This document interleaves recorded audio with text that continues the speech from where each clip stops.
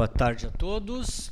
Então, assim, o Paulo falou que nós não estávamos tão iluminados, né, quem idealizou o livro, mas ele estava muito iluminado, porque o título era outro. E aí um dia ele me vem, vamos trocar o título para Psiquiatria Iluminada. Realmente agradecemos imensamente, tá? E agradecemos imensamente aos mentores espirituais, que há mais de 10 anos esperavam porque esse livro saísse de um plano, né, que estava lá na erraticidade, e que aqui no plano físico precisava muito ser transformado e plasmado. E aí, né, um belo dia, ele começou e ele iniciou, se vocês forem ler o prefácio, a apresentação, nós começamos a pensá-lo antes da pandemia, né, Paulo?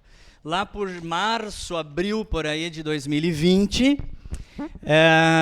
começou a se concretizar, explodiu a pandemia, fomos adiante, mandamos o convite para os colegas e colocamos uma observação. Procurem fazer o link com aquilo que está acontecendo na humanidade nesse ano que está começando a pandemia. E no ano de 2020 houve um aumento, um incremento muito grande do sofrimento psíquico. Como era um livro que falava sobre isso, muitos citaram a pandemia aqui. Tu pode botar os meus slides, por favor, é Carlos. Então, o que coube a mim falar sobre o Alzheimer, né, a demência senil. Nós colocamos, na verdade, um outro título. O título que eu coloquei foram os estados demenciais no final do ciclo vital, porque nós não vamos encontrar essa expressão nas obras de André Luiz. Não vai estar lá. Isso, obrigado. Eu vou precisar passar por aqui. Nós vamos encontrar alienação mental, né? A pessoa está totalmente insana, está fora de si, há muita loucura. Então, a pessoa ela começa a se alienar. Então, dentro da demência senil, nós conseguimos fazer muitos links, não no início da doença. A doença, quando inicia, ela se parece com depressão, se parece com tristeza, se parece com velhice. Como se velhice fosse doença, felizmente, né? A CID-11 não aceitou a velhice como patologia. Houve o ano passado uma tentativa de acrescentar, especialmente pela Organização Mundial de Saúde, velhice como uma doença. E houve uma revolta muito grande dos geriatras e outras pessoas que trabalham em saúde mental e não permitiram. Seria um absurdo, né? Então ela volta a ser, né, uma patologia, a demência senil, dentro do contexto do envelhecimento muito frequente. E eu queria, nessa primeira parte, só relatar para vocês algumas coisas básicas sobre... Então, nós vamos rapidamente passar por essa parte mais técnica, médica, que não há dúvida desses esclarecimentos que a ciência tem nos colocado desde lá do início do século passado, quando Alois Alzheimer, um neuropatologista, psiquiatra e geriatra, nunca imaginei que tivesse tantos títulos, mas ele fazia, né, a necrópsia dos seus próprios pacientes, e ele fez a necrópsia de uma paciente dele jovem, que começou a perder a memória progressivamente.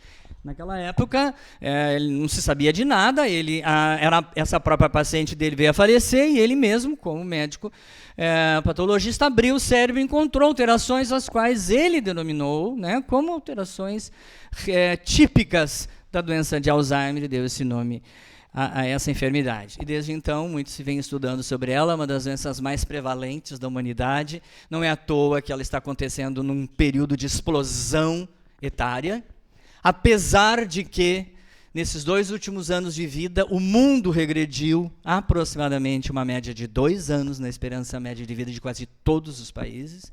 Nós andamos para trás um pouco por causa da pandemia, mas até então vínhamos progredindo. Acreditamos que agora, em 2023, a esperança de vida no mundo cresça novamente, como também no Brasil. Tá? Então, rapidamente, para vocês verem, ela é essa doença neurodegenerativa. Ela é progressiva, ela ainda não tem cura, e ela vai ocasionar, né, numa velocidade diferente de pessoa para pessoa, mas assim, é como se nós percorrêssemos um passeio, como tem gente de Pelotas, vamos usar o exemplo de Pelotas, nós saímos daqui de Porto Alegre e vamos até Pelotas. Nós vamos passar pela essa mesma rodovia que está sendo ainda duplicada e vamos ver paisagens, provavelmente vamos passar por quase todas, que todos os grupos aqui, como se todos aqui morassem em Pelotas, cada um pegasse seus veículos e fossem, uns iam ver algumas coisas, os outros não iriam ver, mas uma boa parte iria enxergar uma determinada área. Então, é como se nós víssemos uma mesma paisagem. E isso É variável, alguns terão alucinações cedo, alguns esquecerão o nome do pai, da mãe, do vô, de quem são, onde moram, precocemente, outros terão isso mais tarde, uns trocarão a noite pelo dia mais cedo, outros mais tarde, de qualquer jeito, quase todos terão a marca registrada do Alzheimer, que é o esquecimento das informações recentes, que acabaram de ser dadas, especialmente da memória que a gente chama de memória de trabalho.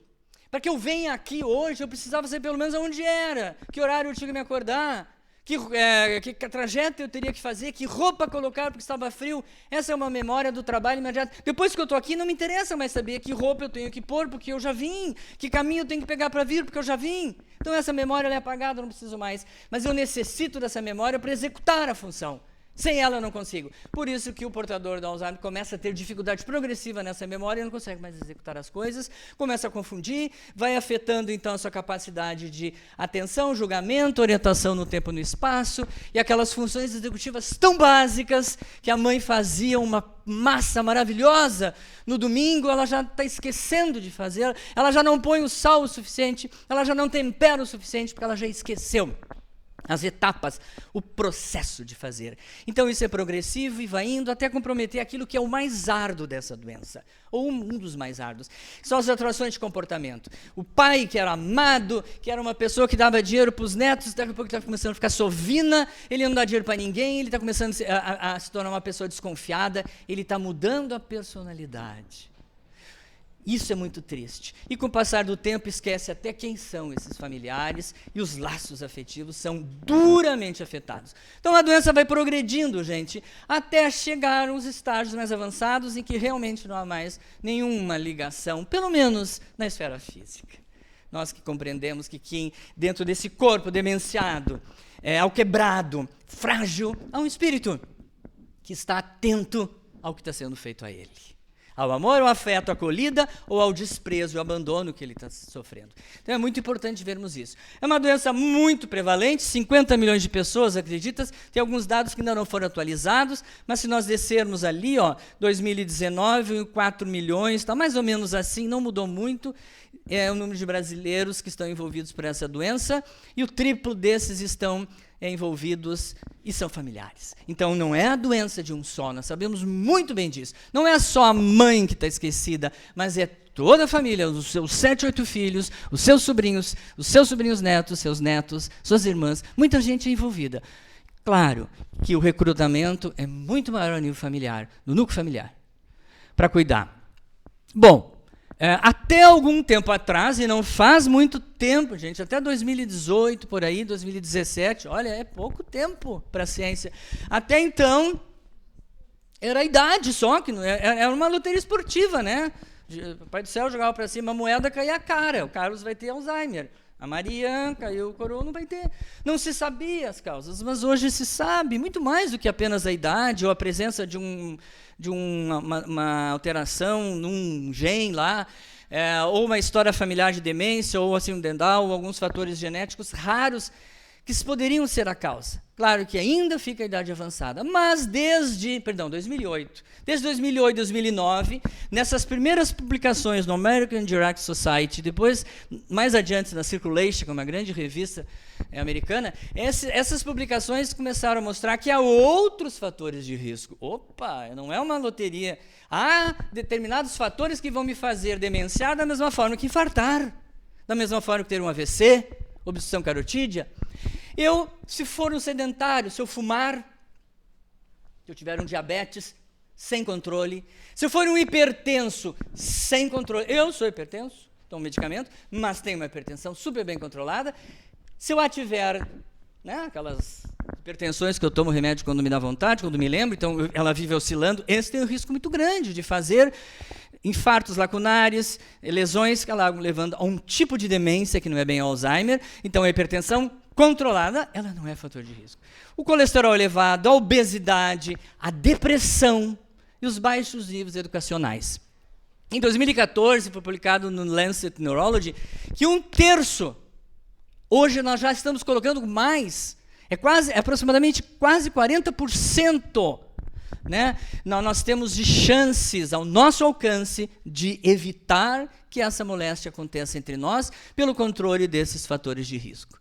Em 2020, esses estudos que são feitos, existe um relatório anual, tá? Esse aqui foi da Lancet Commission, que colocou que com aquele título, a prevenção da demência, as intervenções e os cuidados. Aí, reforçando mais ainda que quanto menos educação tivermos, formos hipertensos, e aí surge mais uma coisa nova, hearing impairment. As pessoas que têm o quê? Déficit auditivo. Não nos damos conta que o pai, ou a mãe, o vô e a avó estão em casa com a televisão lá nas alturas e ninguém se dá conta que eles estão perdendo a audição e nada é feito.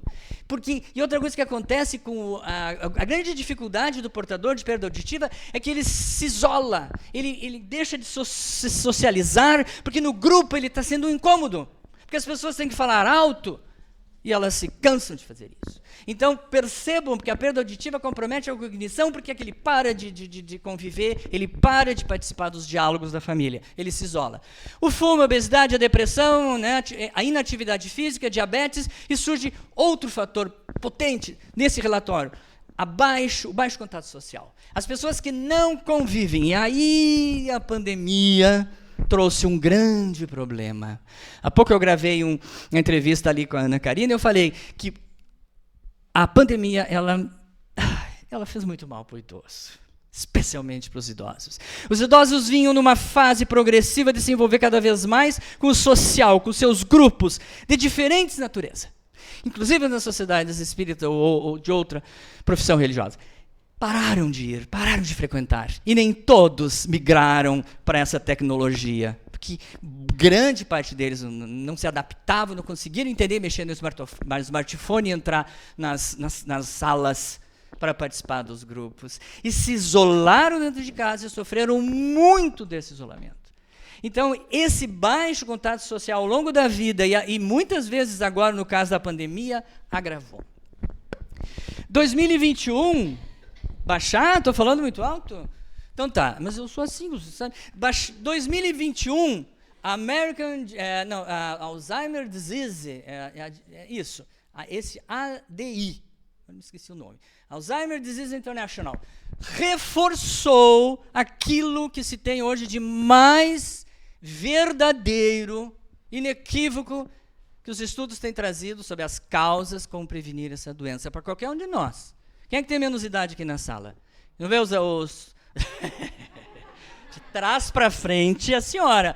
Mas eu estou falando do normal. Aquele piazinho lá, ó, se não se cuidar desde cedo, se continuar obeso e entrar na adolescência obeso, desenvolver hipertensão, dislipidemia, ou esses nossos mais jovens aí, ó, acadêmicos, não cuidarem dos fatores de risco da herança familiar, começarão, por volta da meia-idade, o processo de deposição excessiva no cérebro das placas de beta-amiloide, de proteína que vai destruir os neurônios, que vai comprometer as conexões uns com os outros. E aos 70 anos começará com sintomas clínicos de demência. Então ela começa muito cedo. Não dá para a gente esperar chegar só na velhice, ou se dar conta que está ficando velho, para poder cuidar. E agora em Londres vai acontecer no mês que vem, um próximo encontro dessa ADI, que já algumas, como é que a gente chama? Alguns papéis que já são mostrados online, do que virá nesse encontro, já diz a mesma coisa que está aqui de um ano atrás. Então não mudou. Continuamos, gente. Se nós minimizarmos o diabetes, olha que não é só ser diabético, já é um selo dizendo assim, ó, uma sentença, tu vai ser diabético, tu vai ter Alzheimer. Não. Controlando o diabetes tem chances iguais ao não diabético. Mesma coisa, o hipertenso controlado, evitar traumas na cabeça, parar de fumar, reduzir a obesidade e a poluição, tudo isso levará a uma redução do dano neuropatológico. Qual é o dano neuropatológico? Uma alteração metabólica que aumenta a deposição de proteína anômala no cérebro e destrói os neurônios. Aqui, se eu fizer exercícios frequentes, se eu reduzir a depressão, se eu evitar o uso de álcool, eu vou também fazer aquilo lá, mas eu vou, de todas as formas, eu vou prevenir o Alzheimer. E vejo essas três últimas. eu posso aumentar a minha reserva cognitiva. Eu posso aumentar as minhas conexões para quando, quem sabe, essa doença se instalar, ela vai se instalar muito tardiamente, talvez já nem me pegue, né, com uma expectativa de vida ainda muito grande. Então, prevenir e tratar perda auditiva, lembrem, manter a atividade social frequente, manter um alto nível social, de educação e social, eu aumentarei a minha reserva cognitiva. Pois bem, nós temos que controlar os fatores de risco. De manhã eu vi uma imagem muito parecida com esta. Quem mostrou foi um colega que disse áreas dos Estados Unidos, que são áreas ruins para morar. Olhem se vocês conseguem enxergar aquela imagem. É um cérebro, tá? Numa área extremamente árida, seca, um terreno que não tem nada ali que tu possa imaginar que aqui poderia vir alguma planta, mas lá no cantinho tem um vozinho botando água nesse simbolismo que esta imagem traz. Ele está regando esse cérebro, ele está cuidando dos fatores de risco e lá no cantinho nasceu uma plantinha. Quem sabe ela começa a regenerar o cérebro. O controle dos fatores de risco é hoje o principal fator. Isso é o que a ciência diz. E o que a doutrina espírita faz?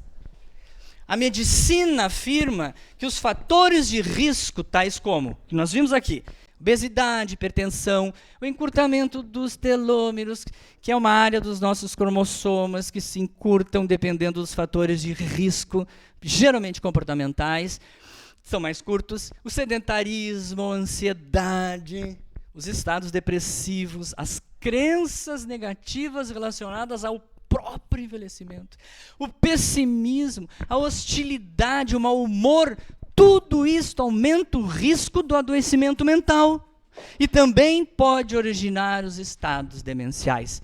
Então, gente, a doutrina espírita fala em livre-arbítrio. Eu tenho a liberdade de cuidar do meu comportamento, de ao invés de ser pessimista, ser otimista.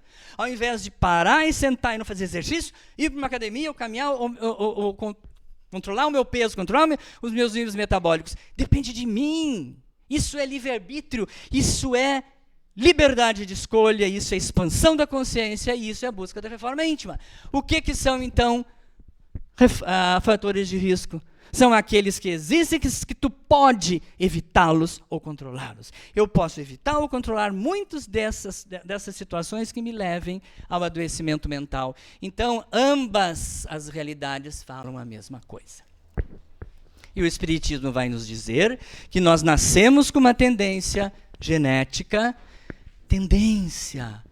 Então não há determinismo, como os colegas falaram, para desenvolvermos determinadas enfermidades. Mas alguma coisa acontece nas nossas vidas. As nossas escolhas equivocadas ou corretas nessa e nas anteriores vivências da alma vão imprimir o quê? No nosso código genético perispiritual, as predisposições kármicas, que vão se manifestar no corpo físico, geralmente na forma de quê? De enfermidades, na imensa maioria das vezes. Então, lá atrás, André Luiz falava em evolução em dois mundos, há mais de 70 anos atrás. E agora há pouco, esse amigo nosso da Associação Médica Espírita do Brasil, Dr. Álvaro Avezum, um dos cardiologistas mais conceituados do Brasil, ele, junto com o Dr. Spocati, criaram, né, um núcleo dentro da Sociedade Brasileira de Cardiologia, um núcleo para estudar as questões espirituais que também são causa de adoecimento humano. O Dr. Spocati foi convidado para escrever um capítulo no próximo livro que a AME Brasil vai lançar, que é o Coração, a Perfeita Harmonia da Alma. Lançaremos ainda esse ano. Ele escreverá um capítulo exatamente trazendo essa contribuição desse departamento. Mas veja o que o Dr. Álvaro Avezum falou esses dias.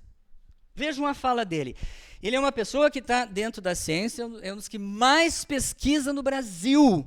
Ele está dentro de academias, é respeitadíssimo. Então ele tinha que cuidar muito as palavras que ele teria que colocar nesse texto.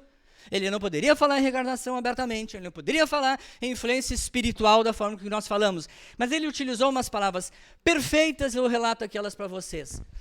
Para respondermos a essa pergunta, quando começa o adoecimento? Olha o que ele diz. Essa pergunta para respondermos essa pergunta, devemos é nos perguntar quando começamos a contribuir para o nosso adoecimento. A demência de Alzheimer é o exemplo claro. A mãe dormiu bem. No dia 21 de maio. Dia 22 ela acordou e esqueceu quem era o pai, onde é que ela estava. Ela não tem demência senil do tipo Alzheimer. Essa mãe está ou está tendo um foco epileptogênico, que está dando uma ausência, ou essa mãe teve um AVC ou um AIT. Procurem logo. Ela não está demenciando porque a coisa não vem da noite para o dia. É um processo lento e gradual, como muitas doenças, mesmo que elas tenham manifestação meio rápida. Então, o que ele diz? Quando é que começa?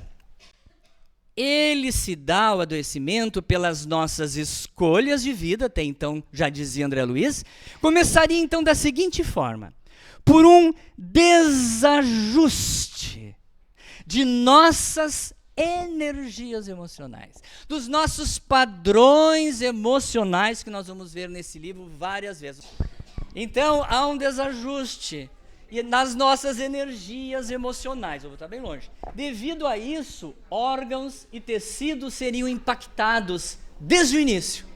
Tá, gente? Isso pode variar semanas, meses, anos, como ele diz ali. Então, na sequência, essa enfermidade consciencial, o que é consciencial na nossa linguagem espírita? Essa enfermidade espiritual, e não doença ainda, e após atingir o corpo, semanas, meses depois, ela finalmente dá o diagnóstico da doença.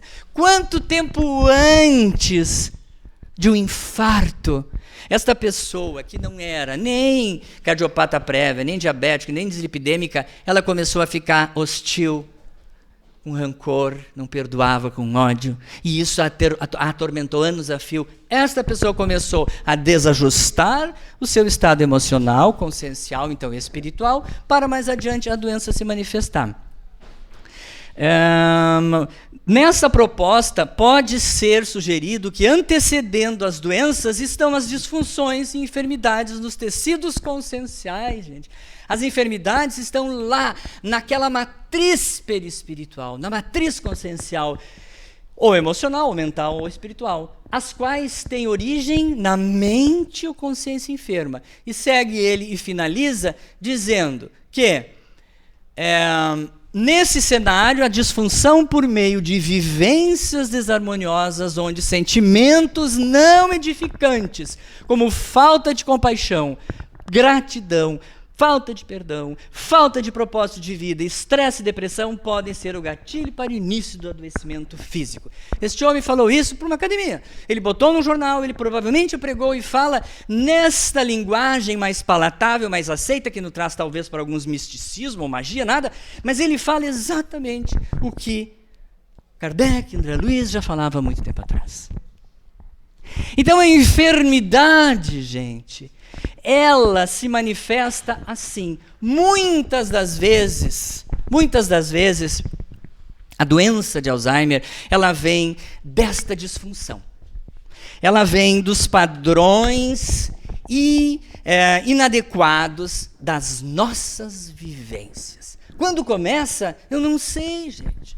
Quando o depósito dessas proteínas no meu cérebro, depois uma modificação numa outra proteína chamada tau, que fosforila e destrói o resto da rede neuronal, em que momento aquilo começa a acontecer, nós não sabemos. Mas todos nós nascemos com uma quantidade X dessa proteína no cérebro. Se nós formos fazer PET scan, de pesquisa dessas placas de beta-amiloide no cérebro, que existem muito poucos lugares que são ainda a nível de pesquisa, nós vamos ver uma distribuição mais ou menos padrão nas pessoas. Quando essa distribuição está aumentada em determinadas áreas, pode ser um sinal de que essa pessoa esteja começando a demência. Isso é a ciência tradicional que está tentando procurar as causas.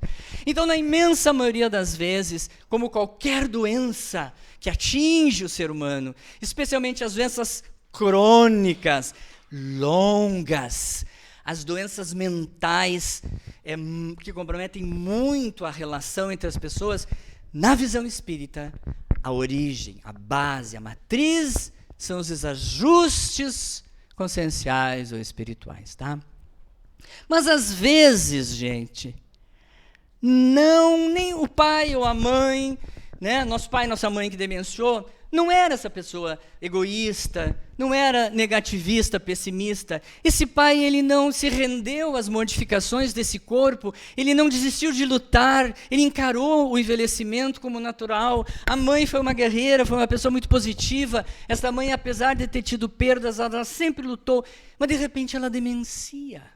Esta mãe, esse pai, parece que não preencheram aqueles critérios que nós vimos ali, de um pensamento negativo, constante, comprometendo nossa harmonia. Não é? A gente se pergunta, muitos de nós conhecemos ou até somos familiares de portadores dessa doença, e a gente pode não colocar o pai e a mãe dentro desse perfil, mas quem sabe dentro do entendimento espírita, né? A doença se manifesta porque há uma grande necessidade de quê? De aprendizado dos familiares e cuidadores, particularmente aqueles mais próximos e responsáveis pelo cuidado, que acabam recebendo uma maior carga de sofrimento. A ciência tradicional não vai colocar como causa isso. Então a doutrina espírita vem trazer esta lente ampliada, ela vai abrir um pouquinho esse leque. Eu tenho certeza que ela vai te ajudar, tu que és filha desta mãe, que tu vais entender que oportunidade divina que tu estás tendo para reajustar laços de amizade, de amor, que talvez do pretérito não foram bem, né, exercidos, executados. Então, o planejamento reencarnatório te traz de novo esse plano, sendo filho dessa mesma mãe ou em papéis inversos, para restaurar isso. E a doutrina vem te dizer que talvez se tu fizeres isso, se tu corrigires esses, nós vimos, tá, os pensamentos destrutivos, isso eu vou passar bem ligeiro, porque é exatamente o que nós já vimos antes. Mas eu quero chegar diretamente nessa parte da família. Que é exatamente isso que eu trouxe para vocês. Se vocês olharem no fundo tem algumas imagens de uma série que está chegando ao final, uma série norte-americana chamada This Is Us. Alguém viu? É uma das melhores séries, para mim a melhor série que a TV americana já fez para falar sobre família. Assistam. Está passando no Amazon Prime, na Star Plus. É uma família. Ali atrás vocês vão ver algumas imagens em que há inversões de papéis, em que esta matriarca está com demência, está no fim da vida, e seus filhos, aos quais receberam esse amor, esse padrão de família unida, amorável, afetiva, receberam desses pais, e agora, na velhice dessa mãe, ela está passando por isso. Então, a doença se manifesta porque há uma grande necessidade, como eu disse para vocês, de aprendizado desses familiares e cuidadores. Há uma constante orientação desses amigos espirituais nesse sentido, ou seja, há uma oportunidade embutida na finalidade dessa doença instalar na tua vida e não da tua cunhada. E não da vizinha, não daquele desgraçado, daquele vizinho que eu tenho no prédio como filha de um, mas ele não tem nenhum problema, eu tenho. Não interessa, é o teu planejamento reencarnatório individual para ti que traz de volta a necessidade de cuidar dos pais dessa mãe.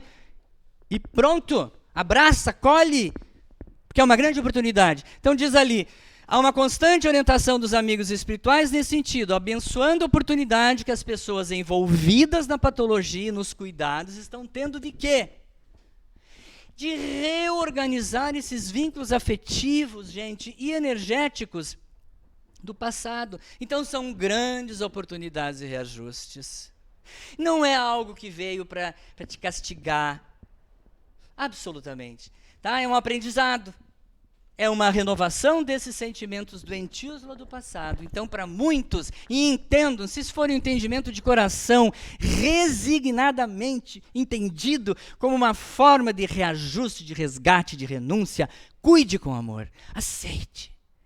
Agora, pode ser que te seja difícil isso. Muitas vezes, esta família que tem filhos diversos, alguns não conseguiram desenvolver esses laços de amor, de cuidado, de carinho com esses pais. E eles se perguntam, no determinado momento da vida, quando são chamados ao cuidado, o que fazer, gente? Então, aqui eu botei algumas imagens dessa série maravilhosa, que fala a família que é criada com amor por aqueles pais, essa família vai crescendo, vem os netos, e aqui está esta mãe. Essa aqui foi uma das cenas mais lindas que eu vi em TV. esses filhos cuidando dessa mãe demenciada, que já não sabia mais quem era, um penteia o cabelo, outro passa um creme na mão, e essa mãe sorri com um sorriso interno de felicidade, porque ela sente o amor e o afeto dentro daquele corpo senil, que já não abre talvez nem o olho, que já não sabe mais quem é. Existe um espírito, eu disse para vocês antes, que está dependendo da evolução de cada um. Pode estar tendo a oportunidade de ver o que estes filhos, esses netos, esses cuidadores estão fazendo com esta mãe. Estão amando, acolhendo, dando o que podem para ela, fazendo a sua parte, retribuindo? Ou estão esquecendo dessa mãe? Ou estão passando para os outros, ou passando para a filha solteira, para o filho que está aposentado, não quer saber porque é a mãe de 10, mas só um consegue abarcar essa mãe e as demandas dessa mãe. Como é que isso está sendo feito? Essa família só está interessada na poupança que a mãe está deixando, no espólio da família? O que estão fazendo? Este espírito está vendo, gente. E ele, como espírito, também está sendo colocado à prova de como é que ele está lidando com esse. Como é que ele está lidando com a rejeição. Que lidar com amor, com afeto, com acolhida é mais fácil, mas como é que ele está vendo? Como é que ele está lidando com a rejeição desses filhos? Então vejam que oportunidade imensa que a natureza está te dando. Por quê?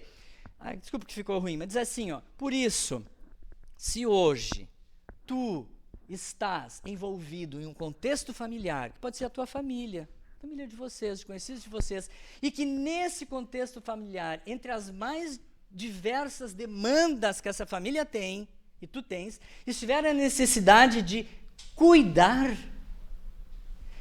Eu vou ter que ir aqui, porque está tão difícil. De cuidar, o ato de cuidar, especialmente de um familiar, possivelmente é porque a vida está te dando essa grande oportunidade. Abrace-a, não perca, gente. Tá? Eu não consigo. Eu não tenho estrutura, tudo bem, mas essa oportunidade ela foi adiada. Né? Em algum momento nós estaremos de volta aqui, quando nos despertarmos lá no outro plano, nós vamos estar diante de uma situação que nós tivemos a oportunidade aqui de atenuar ou melhorar e a gente não conseguiu. E isso vai nos trazer arrependimento e remorso, e vai nos trazer dor e sofrimento. Então façam aqui, enquanto ainda dá. Essa é a doença senil, essa é a demência. Essa é a demência que quanto mais nós cuidarmos bem da nossa saúde física, mental, espiritual, emocional, mais os nossos neurôniozinhos vão sorrir de alegria. Muito obrigado.